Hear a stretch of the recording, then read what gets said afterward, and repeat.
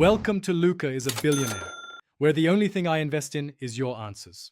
You start by validating the file and environment.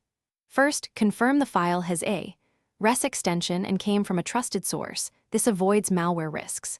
Next, install a res-compatible viewer or use a robust text editor because some viewers parse metadata differently.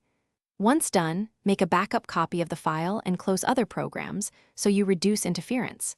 This preparation saves time and prevents accidental data loss when you begin inspecting the file. You now open and inspect the file. Start in read-only mode to prevent accidental edits and scan the top for headers or encoding markers so you know how the file is structured. If it looks like plain text, search sections and metadata to locate the content you need.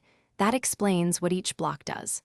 If the file is binary, switch to a hex editor or run a trusted res parser to convert it. This step reveals hidden structures and makes extraction or editing possible. You finish by exporting or editing the data responsibly. If you need another format, convert the cleaned content to JSON, TXT, or XML and validate syntax before saving. This prevents application errors. When you edit, keep incremental copies and test the file in the target program to confirm behavior.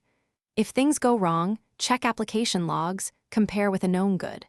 Res file and verify encoding settings. Mismatched encodings are a common culprit. Thanks for watching and please subscribe. It's the best investment you'll ever make.